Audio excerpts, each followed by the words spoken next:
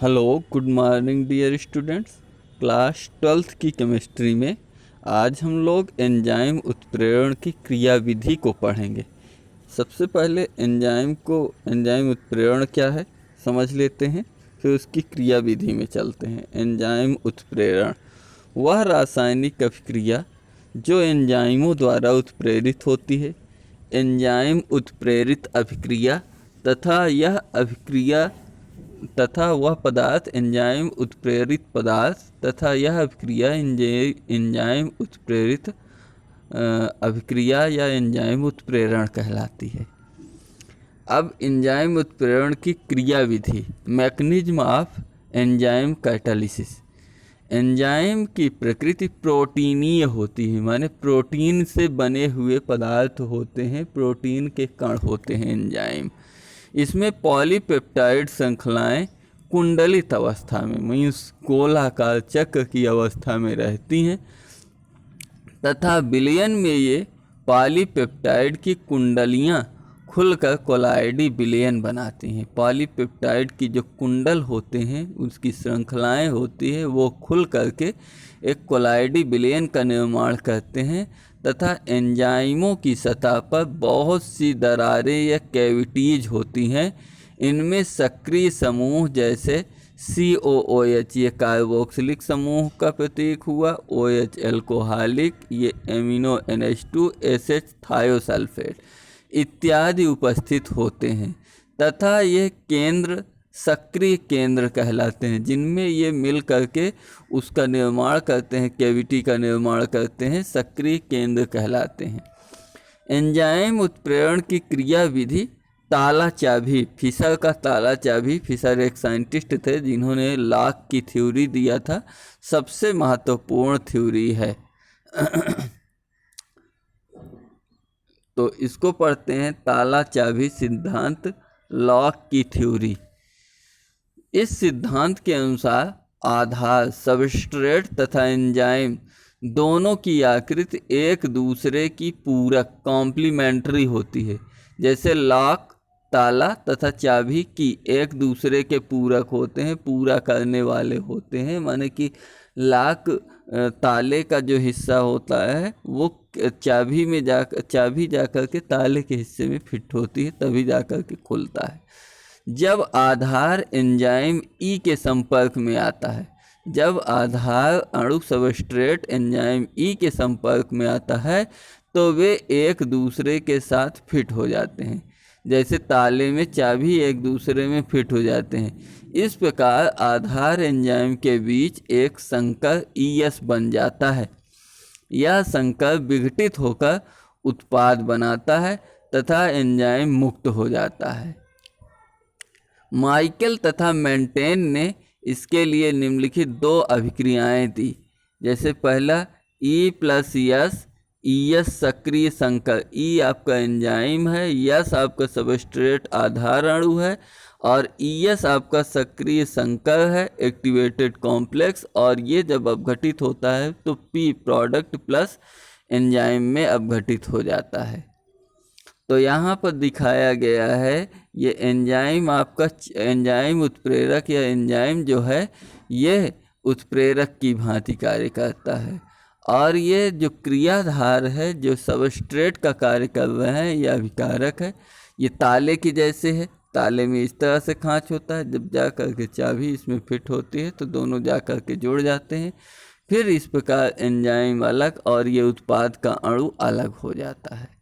यही रही ताला चाबी सिद्धांत।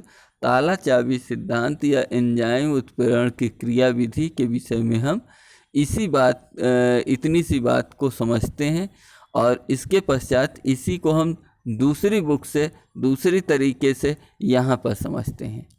तो यहाँ पर दिया हुआ है एंजाइम उत्प्रेरण की क्रियाविधि, मैकेनिज्म ऑफ एंजाइम कैटालिसिस। यहाँ पर थोड़ा सा मुझे अच्छा लगा, इसलिए मैं आपको इसको भी दिखाना उचित समझा। एंजाइम के उत्प्रेरण की भांति, एंजाइम उत्प्रेरक की भांति कार्य करने के लिए फिशर ने सन 1894 में एक ताला चाबी क्रियाविधि व्यक्त की। इसके क्रियाविधि को निम्नलिखित पदों में होती है। पद पहला या स्टेप फर्स्ट है। एंजाइम ई क्रियाकारी पदार्थ यस के बंधन के फलस्वरूप एंजाइम आधार जटिल का निर्माण होता है। पहले स्टेप में एंजाइम सबस्ट्रेट के साथ जोड़ करके ES एंजाइम एक्टिवेटेड कॉम्प्लेक्स बनाया। दूसरे पद में जटिल में क्या होता है, उत्पाद का निर्माण, जटिल से उत्पाद बन रहा है। तो जटिल एंजाइम सबस्ट्रेट कॉम्प्लेक्स ES जो था ये क्या हुआ, EP में कन्वर्ट हो गया। फिर थर्ड स्टेप में एंजाइम प्रोडक्ट क्या होता है, एंजाइम प्रोडक्ट अलग हो जाते हैं, एंजाइम अलग प्रोडक्ट अलग हो गया। तो इस बात को थोड़ा सा एंजाइम अणु की सतह पर कुछ सक्रिय स्थल या गुहिका उपस्थित होते हैं। कैविटी छोटे छोटे खंड से गुहिका टाइप से उपस्थित होते हैं। ये सक्रिय स्थल ही क्रियाकारी अणुओं एवं एंजाइम के मध्य बंध निर्माण के लिए उत्तरदायी होते हैं। एंजाइम एवं सबस्ट्रेट के मध्य बंध बनाने के लिए ये कैविटीज, जैसा कि यहाँ पर कैविटीज का वर्णन किया जाए तो यहाँ पर ये कैविटीज, ये जो कटा हुआ है एंजाइम में, और ये सबस्ट्रेट चाबी में जो क्या कहते हैं पार्ट कटा हुआ होता है, ये दोनों मिलकर के इन्हीं को हम कैविटीज कहते हैं। ये बंध के निर्माण के लिए उत्तरदायी होते हैं।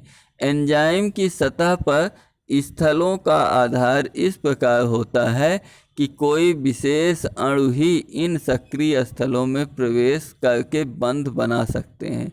जैसे किसी निश्चित प्रकार के ताले को एक विशेष प्रकार की चाबी द्वारा ही खोला या बंद किया जा सकता है। इस विशिष्ट प्रकार की बंधता के कारण एंजाइम तथा क्रियाकारी पदार्थ के मध्य एक जटिल का निर्माण हो जाता है, एक जटिल कॉम्प्लेक्स अणु का निर्माण हो जाता है। इस जटिल में क्रियाकारी पदार्थों का अभिविन्यास इस प्रकार से होता है कि अभिक्रिया के वेग में वृद्धि होती है और एंजाइम की सतह पर क्रियाकारी पदार्थ सही अभिविन्यास प्राप्त करके आपस में क्रिया कर उत्पाद बनाते हैं। इस प्रकार बनने वाले उत्पाद की एंजाइम की सतह से कोई बंधुता नहीं होता। एंजाइम की सतह में कोई बंधुता बंधने की क्षमता नहीं होती तथा वह एंजाइम की सतह से अलग हो जाता है।